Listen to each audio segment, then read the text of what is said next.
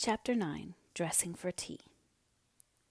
If you are enjoying this audiobook, please take a moment to like and subscribe so I can continue to make content just like this. Let China's earth enriched with colored stains, penciled with gold, and streaked with azure veins, the grateful flavor of the Indian leaf, or mocha's sunburnt berry glad receive. Mrs. Barbauld. The day after this meeting with Higgins and his daughter, Mr. Hale came upstairs into the little drawing-room at an unusual hour. He went up to different objects in the room as if examining them. But Margaret saw that it was merely a nervous trick, a way of putting off something he wished, yet feared to say. Out it came at last. "My dear, I've asked Mr. Thornton to come to tea tonight."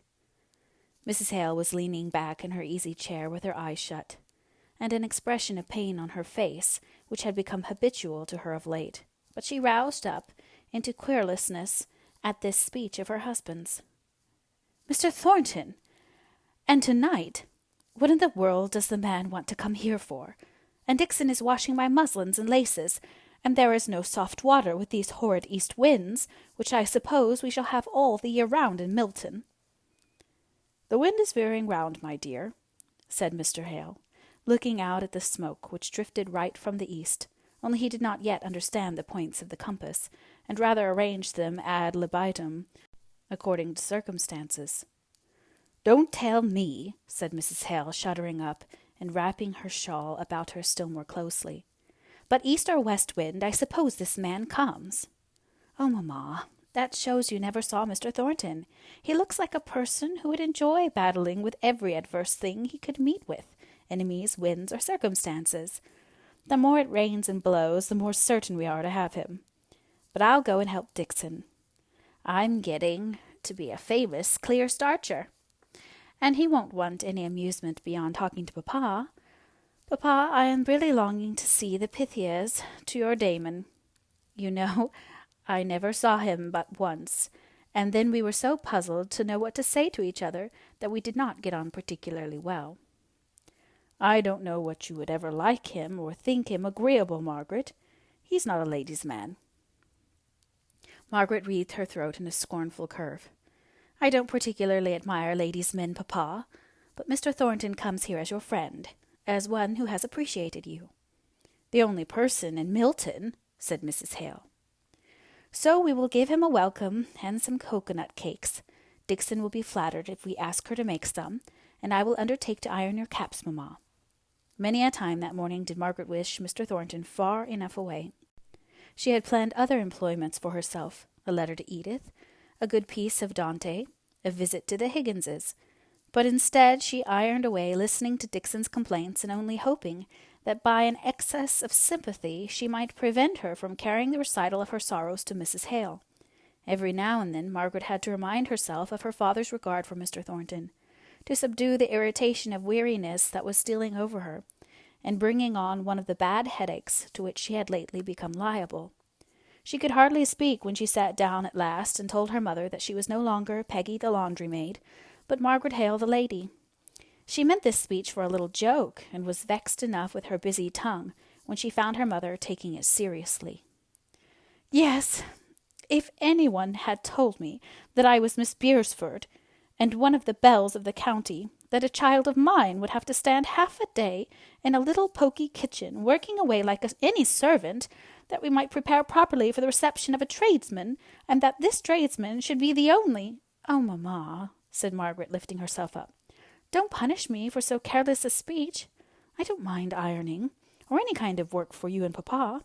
I am myself a born and bred lady through it all, even though it comes to scouring a floor, washing dishes. I am tired now, just for a little while, but in half an hour I shall be ready to do the same over again.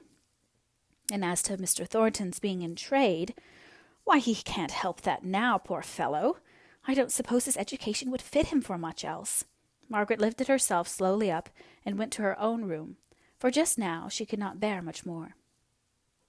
In Mr. Thornton's house, at this very same time, a similar yet different scene was going on.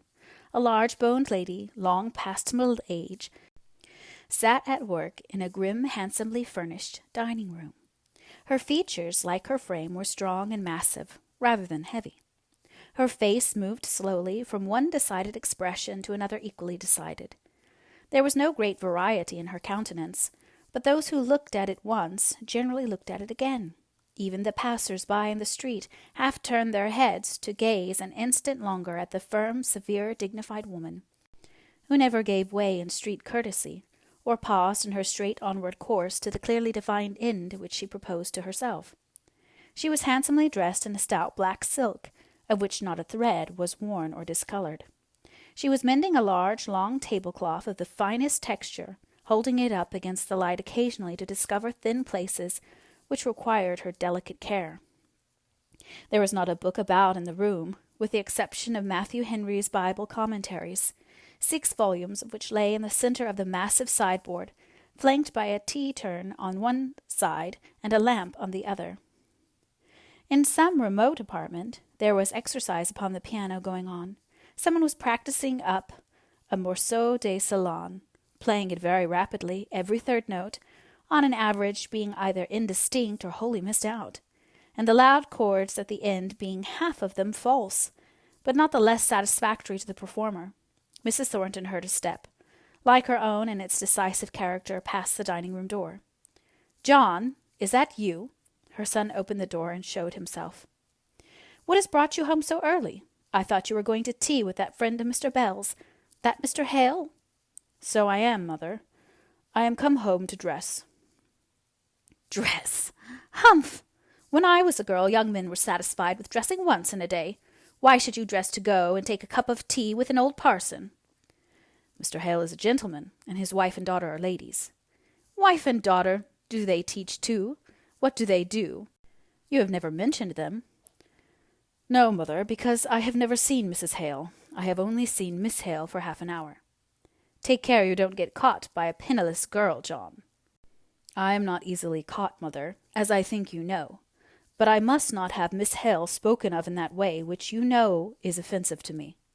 I never was aware of any young lady trying to catch me yet, nor do I believe that anyone has ever given themselves that useless trouble." Mrs. Thornton did not choose to yield the point to her son, or else she had, in general, pride enough for her sex. "Well, I only say take care.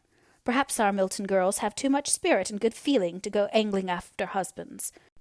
But this Miss Hale comes out of the aristocratic counties, where, if all tales be true, rich husbands are reckoned prizes." Mr. Thornton's brow contracted, and he came a step forward into the room. "Mother," with a short, scornful laugh, "you will make me confess. The only time I saw Miss Hale she treated me with a haughty civility which had a strong flavor of contempt in it. She held herself aloof from me, as if she had been a queen, and I her humble, unwashed vassal. Be easy, mother." "No, I am not easy, nor content either. What business had she, a renegade clergyman's daughter, to turn up her nose at you? I would dress for none of them, a saucy set, if I were you." As he was leaving the room, he said, "Mr. Hale is good, and gentle, and learned. He is not saucy. As for Mrs. Hale, I will tell you what she is like tonight, if you care to hear." He shut the door and was gone. "Despise my son, treat him as her vassal, indeed! Humph! I should like to know where she could find such another. Boy and man, he's the noblest, stoutest heart I ever knew. I don't care if I am his mother. I can see what's what and not be blind. I know what Fanny is, and I know what John is. Despise him?